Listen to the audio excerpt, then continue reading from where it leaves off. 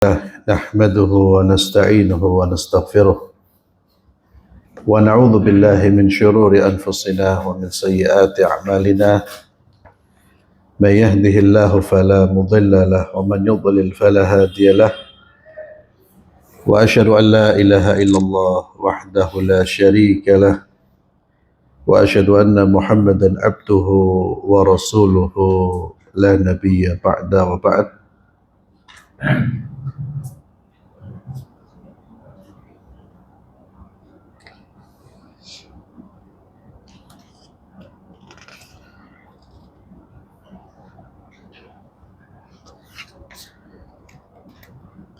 Ikhwani fillah,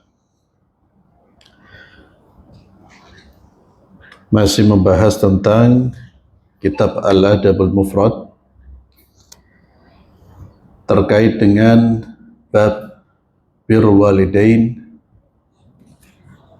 Setelahnya ada bab uquqil walidain. Uquq lawan dari bir. Kalau birrul walidain itu berbakti, berbuat baik. Uquq sebaliknya, melakukan perbuatan-perbuatan yang menyebabkan orang tua marah atau melakukan perbuatan-perbuatan buruk kepada kedua orang tua. Itu disebut uququl walidain. Perbuatan buruk itu bisa dengan ucapan, bisa dengan isyarat tubuh kita, bisa dengan isyarat mulut kita, ya. Kita memberi isyarat yang menunjukkan sikap melecehkan atau merendahkan. Itu semua perilaku-perilaku buruk dan bertentangan dengan sikap hormat dan memuliakan kedua orang tua kita. Uququl walidain ini bukan dosa kecil, bukan perkara kecil, dia termasuk dosa besar. Salah seorang sahabat Rasulullah SAW bertanya kepada beliau, dari Abdurrahman bin Abi Bakrah, dari ayahnya, beliau berkata, Rasulullah SAW bertanya kepada para sahabat-sahabatnya, Ala unabbi'ukum bi akbaril kabair. Jadi ketika Nabi duduk dengan para sahabat-sahabatnya, beliau melemparkan pertanyaan, maukah aku sampaikan kepada kalian dosa besar yang paling besar? Para sahabat menjawab, bala ya Rasulullah. 3 kali Nabi SAW bertanya, maukah aku sampaikan kepada kalian dosa besar yang paling besar? Maukah aku sampaikan kepada kalian dosa besar yang paling besar? Para sahabat menjawab, bala, tentu iya ya Rasulullah. Qala al-isyraku billah, berbuat syirik kepada Allah Subhanahu wa ta'ala.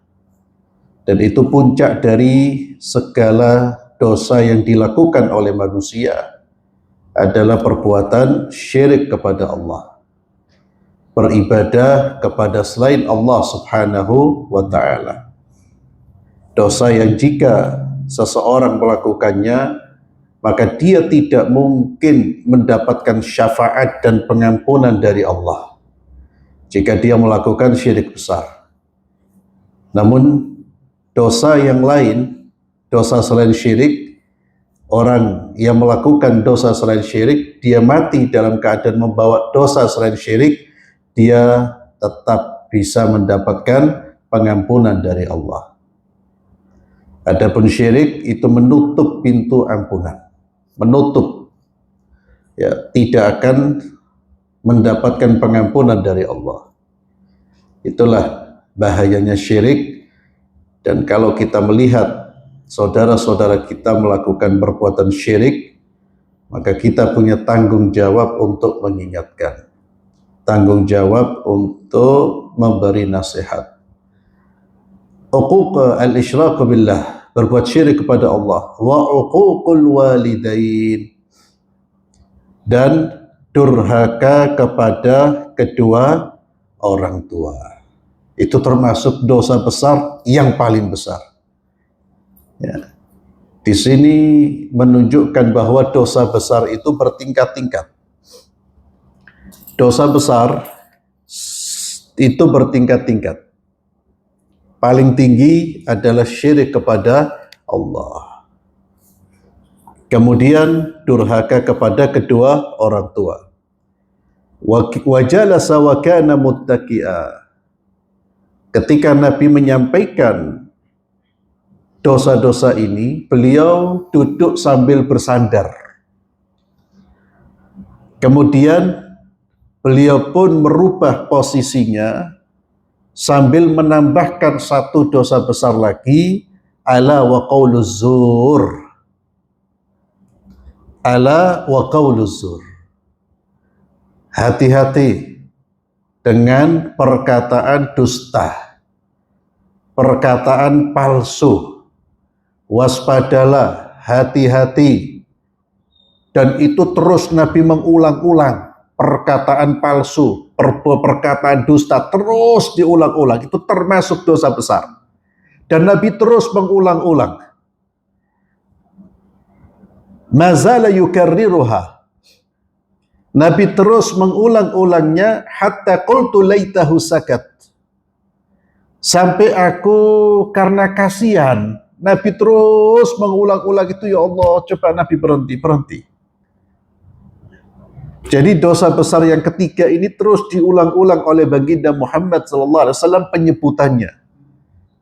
Qauluz zur, yakni perkataan dusta, perkataan batil, dan termasuk qauluz zur itu tuduhan kepada saudaranya dengan apa yang tidak dia lakukan. Ya ikhwani fillah, azzalallahu iyyakum. Nabi SAW menjelaskan di dalam hadis ini ada beberapa dosa besar.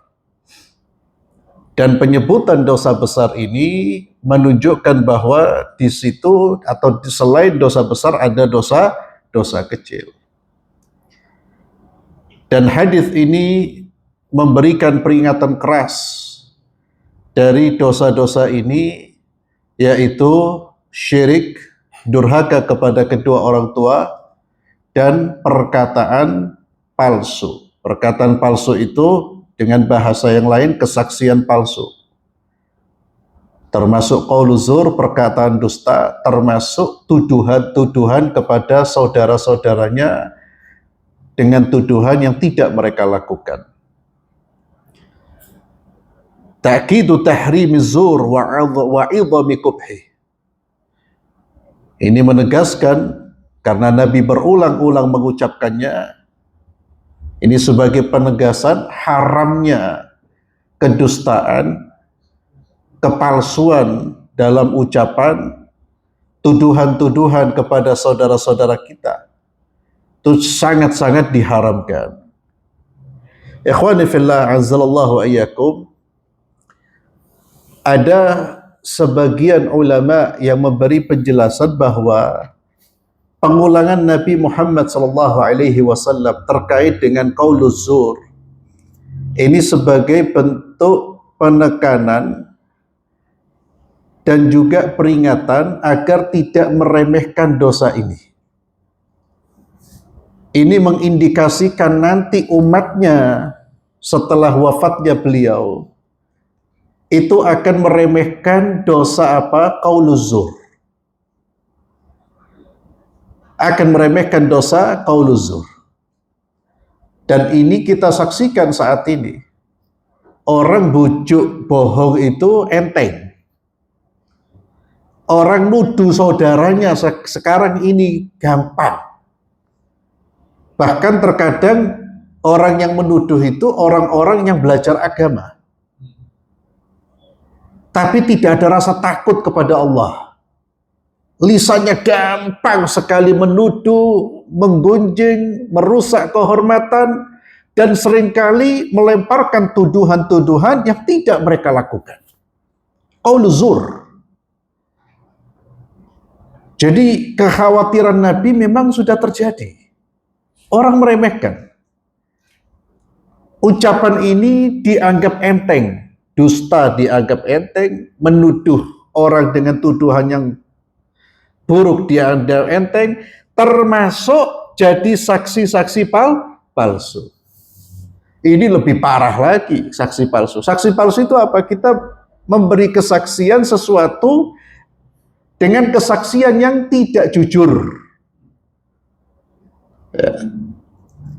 Qaulu zur.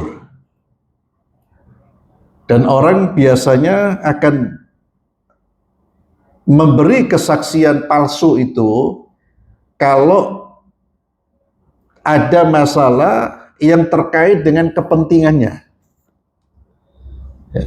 Kalau dengan kepentingan orang lain dia bisa jujur. Bahkan teriak-teriak, jangan bohong, jujur. Tapi kalau ketika kembali kepada kepentingannya atau kejujuran itu dia rasa bisa merugikan dia, mulailah dia menggunakan cara-cara apa? Qaulu zur. Kesaksian palsu. Ya. Kemudian ikhwani fillah, dari Abdul Malik bin Umair, dari Warrat, Katibul Mughirah bin Syu'bah, beliau berkata, kataba Muawiyah ilal Mughirah. Muawiyah radhiyallahu anhu pernah menulis kepada Mughirah bin Syu'bah,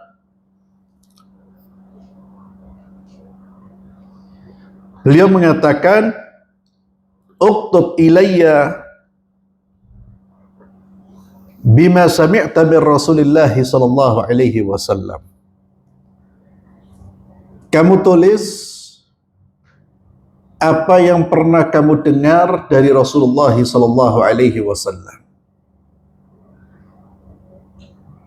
Ini menunjukkan semangatnya Muawiyah radhiyallahu an untuk mengenal sunnah-sunnah Rasulullah sallallahu alaihi wasallam.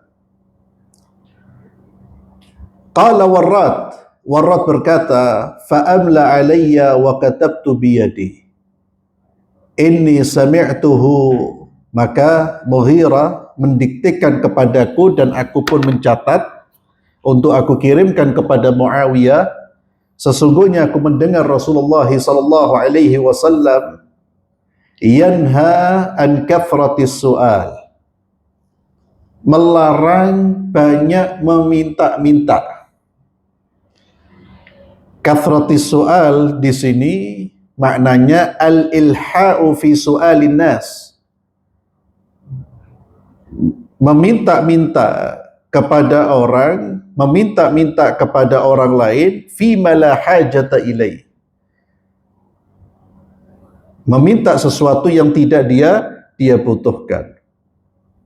Ini diantara makna kathratu as-su'al. Wa idha'atil mal, Nabi melarang menyia-nyiakan harta. Wa an qila wa qal, menyampaikan semua berita yang dia dengar. Tidak selektif dalam menyampaikan berita yang dia dengar. Semua berita maka dia ucapkan. Orang seperti ini akan selalu mengatakan, jari ini katanya si fulan. Ketika dia diminta buktinya atau ditanya lebih lanjut, apakah Anda tahu dari yang bersangkutan? Oh, tidak tahu, katanya si fulan.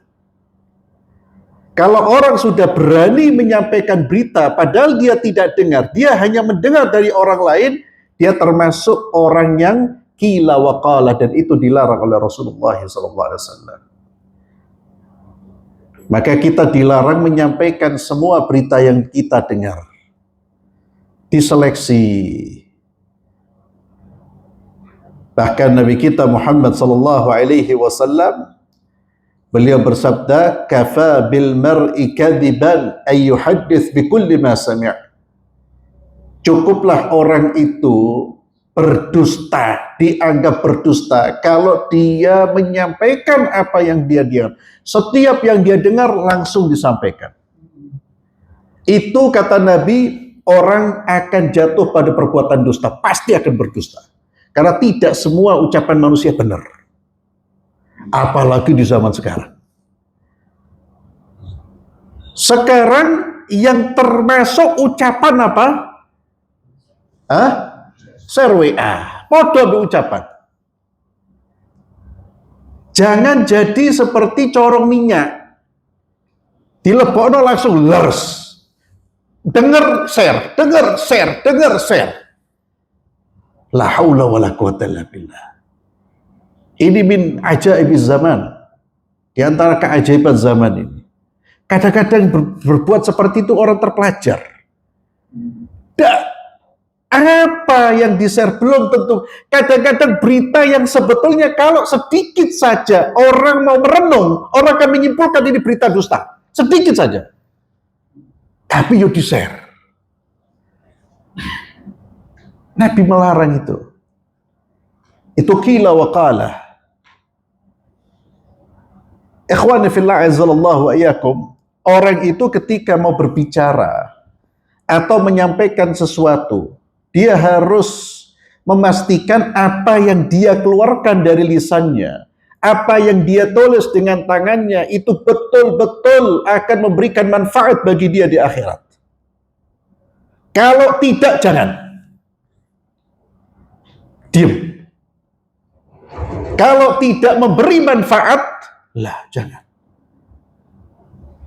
Nabi sallallahu alaihi wasallam bersabda, "Man kana yu'minu billah wal yawmil akhir falyakul khairan aw liyasmut." Siapa yang beriman kepada Allah dan hari akhir, hendaknya dia berkata baik atau diam. Tidak ada kebaikan yang bisa dibagi, diam. Uskut, diam. Ini zaman penuh dengan fitnah. Dan yang memperburuk kondisi kita itu orang-orang yang tidak selektif dalam menyebarkan berita. Akhirnya fitnah bertambah. Ada orang yang tidak selektif, kemudian dia menyebarkan berita hoax. Namun ada orang yang sengaja memang menyebarkan berita hoax. Nabi melarang qila wa qala. Maka kalau Nabi melarang artinya kita disuruh apa?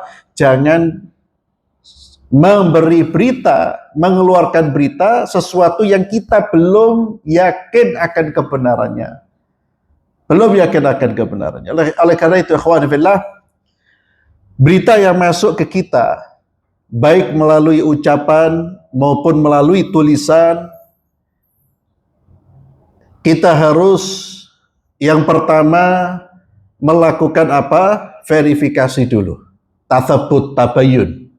Ini benar apa tidak? Kalau yakin mi'ah fil mi'ah benar, jangan langsung di-share. Ada mekanisme keduanya. Ada proses kedua yang harus dilalui. Apa itu? Dilihat. Kalau saya share, mendatangkan kebaikan apa tidak? Tidak semua berita yang benar, kalau di-share bermanfaat. Bahkan ada berita yang benar, kalau di-share justru akan menimbulkan fitnah. Antum dengar dengan pasti, jiron tukaran. Suami istri bertengkar. Antum tahu, apa manfaat kalau antum share keluar? Tidak. Jadi tidak semua fakta itu perlu disampaikan. Ada berita-berita yang mengkhawatirkan, yang memang ya sekedar berita. Orang tidak akan bisa berbuat apa-apa, ya tidak perlu di-share. Kecuali untuk antisipasi atau melakukan antisipasi yang memang bisa dilakukan. Jadi dua tahapan yang harus dilalui minimal itu. Tahapan yang pertama adalah melakukan verifikasi data, melakukan verifikasi ucapan itu. Ini benar apa enggak? Ya. Antum lihat rata-rata ikhwani fillah yang membuat kita itu kadang-kadang ya miris itu, kadang-kadang orang-orang terpelajar itu ya Allah nyebarkan berita-berita yang kemudian nanti oh ya mohon maaf ini hoax. Padahal orang terpelajar itu biasa berpikir kritis. Tapi karena sudah fitnah yang begitu kuat, orang pun akhirnya terpengaruh. Berita di share. Bahaya ikhwani fillah, apalagi kemudian kalau berita itu menyangkut kehormatan saudara kita. Ya. Menyangkut kehormatan saudara kita. Ada kebohongan di situ, ya Allah. Betapa berat tanggungan kita di hari kiamat. Maka ikhwani fillah, qila wa qala. 3 hal ini dilarang oleh baginda Muhammad sallallahu alaihi wasallam.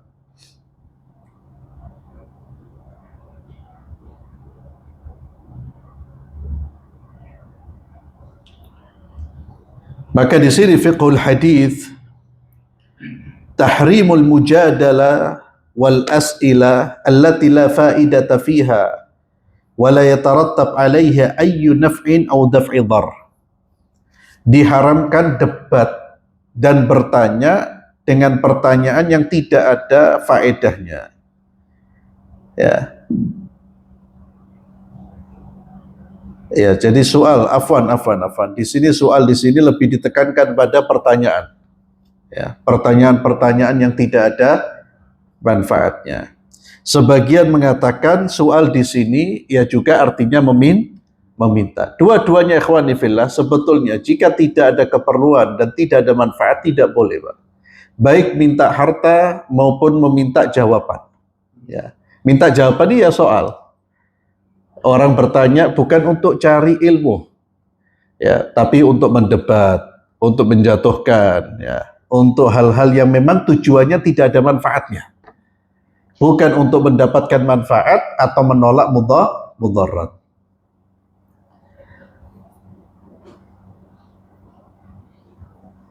Kemudian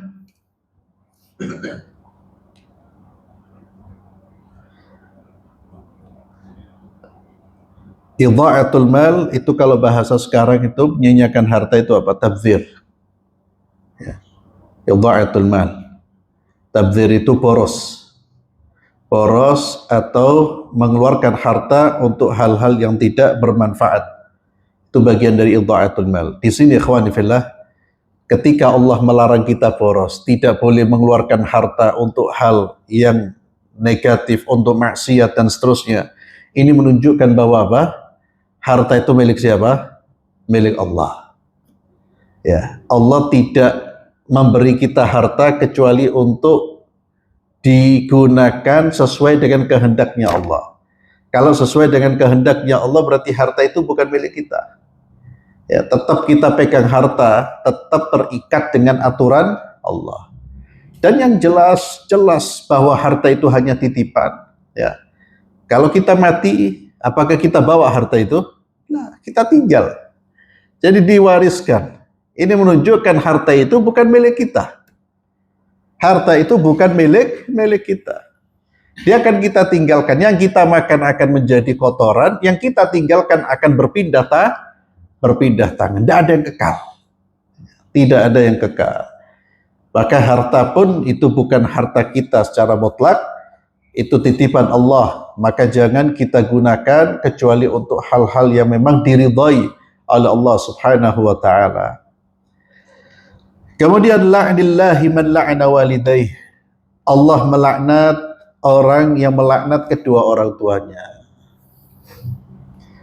Adakah anak yang melaknat orang tuanya? Dijelaskan di sini Su'ila Ali bin Abi Thalib radhiyallahu tabaraka wa ta'ala an Beliau pernah ditanya, hal khassakumun Nabi sallallahu alaihi wasallam bi syai'in lam yakhussa bihin nas kafah. Ya Ali, apakah Nabi pernah memberi kamu kekhususan yang tidak diberikan kepada selain dirimu? Apakah kamu pernah diberi sesuatu yang khusus? Sesuatu yang khusus ini ya umum, apapun itu. Sesuatu yang hanya Ali saja yang tahu, yang lainnya tidak. Kata beliau radhiyallahu an, ma khassana Rasulullah sallallahu alaihi wasallam bi syai'in lam yakhussa bihin nas. Nabi tidak pernah mengkhususkan sesuatu untuk kami ahlul baitnya apa yang tidak diberikan kepada manusia. Ini membantah tuduhan siapa? Klaimnya siapa? Syiah. Mereka mengatakan Ali itu mendapatkan wasiat khusus, atau Nabi berwasiat khusus untuk Ali. Dan ini merupakan di antara ribuan dari kedustaan Syiah. Ali bin Abi Thalib, seolah-olah isu ini sudah muncul pada zaman itu. Sehingga ditanya oleh Abu Tufail, apakah betul Nabi Shallallahu Alaihi Wasallam mengkhususkan Anda dengan informasi perintah wasiat yang tidak diberikan kepada yang lain? Kata Ali bin Abi Thalib radhiyallahu anhu, tidak. Ma khassana Rasulullah sallallahu bi syai'in lam yakhussa bihi nas illa ma fi kirabi sayfi. Kecuali apa yang aku tulis, yang aku simpan di tempat pedangnya beliau. Thumma akhraja sahifah. Kemudian dari tempat itu beliau mengeluarkan lembaran, fa idza fiha maktub. Di sahifah itu tertulis, la'anallahu man dhabaha li ghairillah. Allah melaknat siapa-siapa yang menyembelih yang ditujukan kepada selain Allah. La'anallah man sariqa manar al-ardh.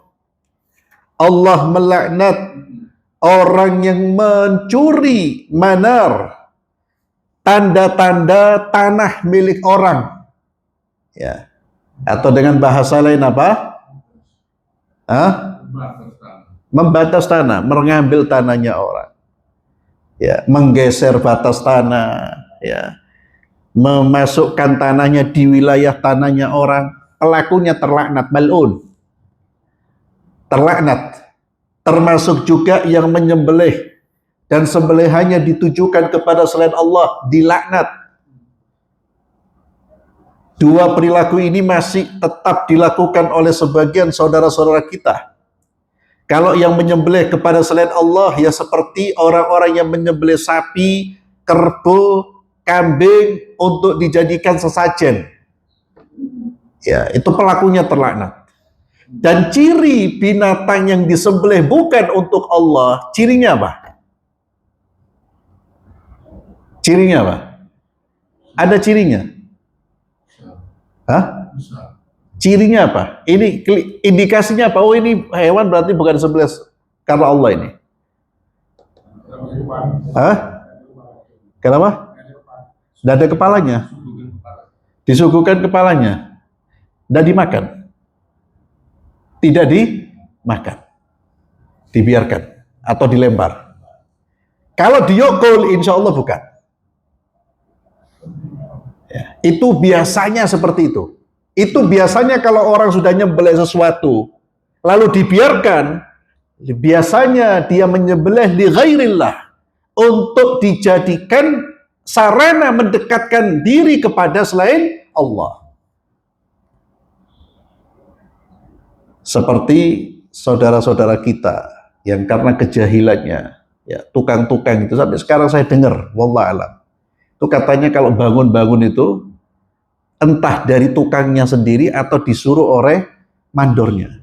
Nyembelih, ya, bukan dimakan, bukan, tapi dijadikan sesajen. Untuk apa? Agar mereka tidak diganggu ketika membangun bangunan, agar mereka tidak disakiti ketika membangun bangunan. Na'udzubillah. Itu perilaku jahiliyah. Pelakunya dilaknat. Demikian pula mereka-mereka yang merubah batasan-batasan tanah. Dan ngeri kalau bicara tanah ini, ikhwani fillah. Kita kalau mendengar berita, membaca berita, Allahu Akbar. Manusia sekarang jahatnya luar biasa, Pak. Ya. Nyaplok tanahnya orang itu seperti sesuatu yang biasa. Bahkan sampai memalsukan surat-surat tanah. Sehingga yang punya ini tergeser, terusir dari tanahnya. Kecem. La'anallah man saraka manar al-ard. La'anallah man la'ana walidayh. Allah melaknat orang yang melaknat kedua orang tuanya. La'anallahu man awa muhditha. Allah melaknat orang-orang yang melindungi pelaku kriminal. Muhdithan ini ada dua makna. Yang pertama, man ya'ti bifasadin fil ard. Orang-orang yang melakukan kerusakan di atas muka bumi ini. Wa yakunu ma'nal iwa fihi ar-ridha bihi was sabri alaih. Fa innahu idza radiyal. Muhdits, pelaku kriminal. Yang kedua maknanya, ikhwani fillah azallahu wa iyyakum, yaitu pelaku bid'ah. Muhdats. Man awa muhdatsan, ya, atau muhditsannya ini pelaku bid'ah. Dua-duanya dilarang karena dua-duanya pelaku kemungkaran. Ya. Melindungi itu artinya ridha, ditutupi, dipuji. Ya. Padahal kedua-duanya ini baik pelaku kriminal maupun pelaku bid'ah ini justru harus diberi nasihat, diingatkan, disampaikan hujjah kepada mereka. Ya. Ikhwani fillah azallahu wa iyyakum, laknat kepada kedua orang tua. Ini nanti ada penjelasannya. Di antaranya laknat kepada kedua orang tua itu tidak selalu dalam bentuk anak langsung ngomong laknat atas engkau wahai ayahku. Hampir tidak ada. Ternyata anak bisa dianggap melaknat orang tuanya kalau dia menyebabkan orang lain melaknat orang tuanya. Kalau anak itu menyebabkan orang lain melaknat orang tuanya dia. Ini seperti hadis Nabi Shallallahu Alaihi Wasallam terkait dengan anak yang mencaci orang tuanya. Ketika sahabat mendengar itu, sahabat kaget. Adakah anak yang mencaci maki? Kata Nabi Shallallahu Alaihi Wasallam, ada. Yaitu anak yang mencaci maki orang tuanya orang lain. Orang lain yang dicaci maki orang tuanya itu membalas mencaci maki orang tuanya. Maka dia, karena dia menjadi penyebab ayahnya dicaci maki, dia termasuk orang yang mencaci maki ayahnya. Fahimtum ikhwan billah. Paham ya? Kalau kita menyebabkan orang lain mencaci maki orang tua kita, gara-gara kita mencaci maki orang lain, orang tuanya orang lain, lalu dia balas mencaci maki orang tua kita, itu kita dianggap mencaci maki orang tua sendiri. Karena kita menyebabkan orang lain mencaci maki orang tua kita. Wis persis kayak kita orang dulu cili-cili. Atau anak-anak kecil sekarang. Biasanya suka ilo-iloan apa? Orang tua. Suka ilo-iloan orang tua. Ya. Yang dilokno tidak terima, balik dilokno orang tuanya. Ya karena masih kecil insya Allah aman dari dosa. Tapi kalau besar, dia termasuk pelaku dosa besar. Ya, lek cilik dikandani. Ya, anak-anak kita jangan ikhwan fillah, ini juga pendidikan yang salah ikhwan. Ya, ketika anak kita lapor, bi aku dilokno bi, balik no ilokno pisan, ojo. Ya, jangan. Itu akhirnya nanti sampai besar seperti itu. Justru diajari agar dia mengingatkan temannya, bilang temanmu, tidak boleh perkataan seperti itu. Itu perkataan yang nggak boleh, haram, nggak boleh, dosa. Ya, jangan diajari bisa, balas ilono bisa, Ya. Bahkan sampai naudzubillah diajari apa? Dikasih informasi tentang orang tuanya orang lain. Ya, iku bapak, iku ngene, warangono. Loh, berat ini. Ya. Kemudian ikhwani fillah, yabirru walidayh ma lam yakun maksiyah. Semua perintah untuk berbakti kepada orang tua itu dengan catatan apa? Berbaktinya anak tersebut tidak melanggar aturan Allah. Tidak melanggar aturan Allah. Dari Ummu Darda, dari Abu Darda, beliau berkata, "Ausani Rasulullah sallallahu alaihi wasallam Abu Darda berkata, Nabi Muhammad sallallahu alaihi wasallam memberikan aku wasiat dengan 9 hal. Pertama, la tusyrik billahi syai'an. Wasiatnya Nabi kepadaku, wahai Abu Dzar, Abu Darda, jangan engkau sekali-kali berbuat syirik kepada Allah. Wa in qutti'ta au hurriqta. Walaupun tubuhmu dipotong-potong, walaupun kau dibakar, tetap jangan berbuat syirik kepada Allah. Wala tatrukanna salatal maktubata muta'ammida. Jangan sekali-kali kamu tinggalkan salat wajib secara sengaja. Wa man tarakaha muta'ammidan bari'at minhu dhimmah. Siapa yang meninggalkan salat dengan sengaja, bari'at minhu dhimmatullah, yakni sudah tidak ada lagi jaminan keamanan Allah untuk dirinya di dunia sampai di akhirat. Artinya kalau Allah melepaskan jaminan keamanan orang ini, ya dia pasti disiksa. Itu bagi siapa yang meninggalkan salat dengan sengaja. Kemudian wala tashrabannal khamrah. Jangan sekali-kali engkau minum minuman keras, minum khamr. Fa innaha miftahu kulli syarr. Karena khamr itu adalah kunci segala keburukan. Wa ati' walidaik. Taatlah kepada kedua orang tua. Wa in amaraka an takhraja min dunyak fakhraj lahuma. Seandainya keduanya menyuruhmu keluar dari dunia ini, keluarlah demi mentaati mereka berdua. Akhwani fillah anzalallahu wa iyyakum. Ini menunjukkan apa? Ketaatan yang apa? Bukan ketaatan mutlak, karena kalau mutlak itu taat mutlak hanya pada Allah dan Rasulnya. Ketaatan yang betul-betul. Yakni kalau selama tidak melanggar aturan Allah, kalau kamu disuruh keluar dari dunia, keluarlah. Nanti akan ada pengecualian, kecuali kalau perintah itu perintah yang melanggar aturan Allah.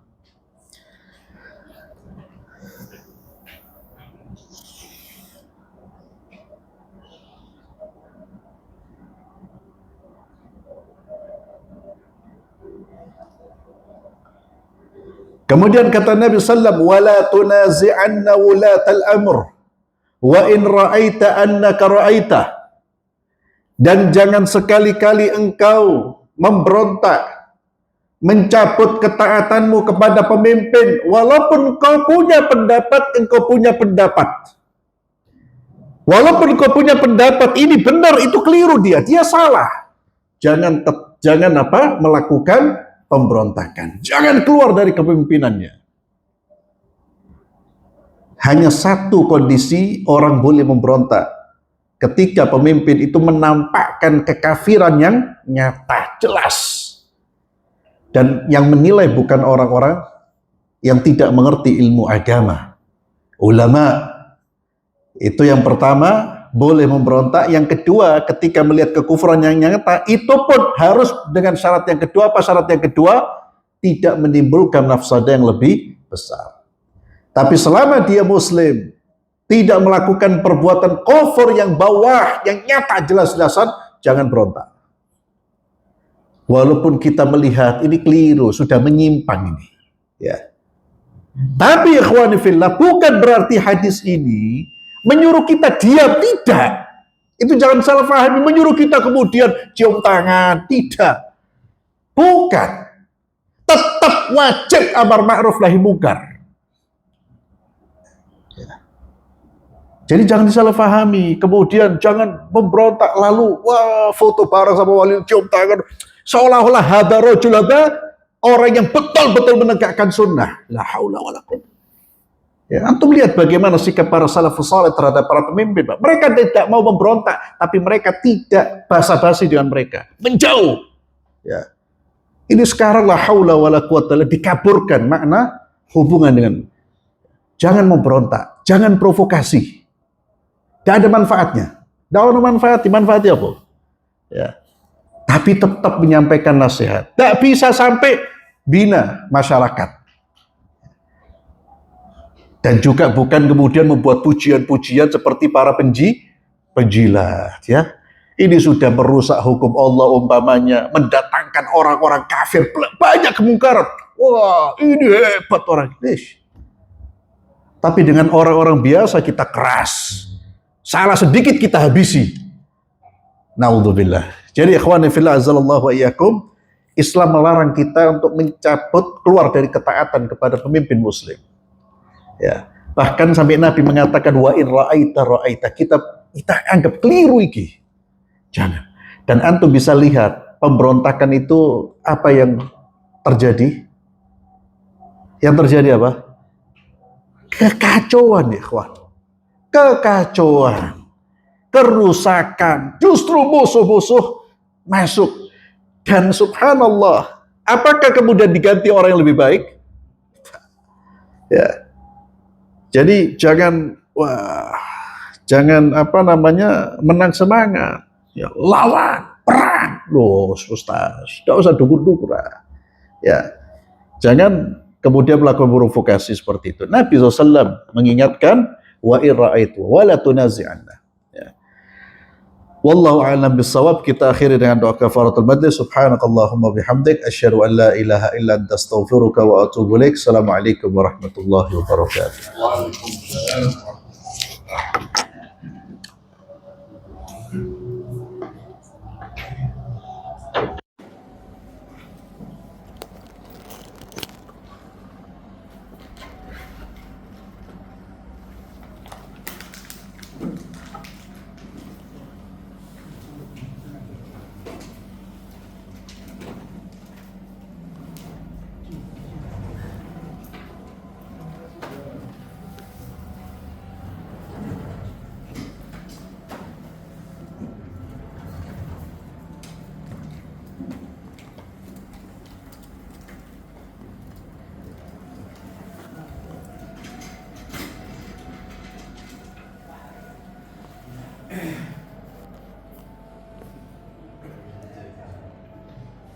Ini Ustaz Abdullah Ba'awad.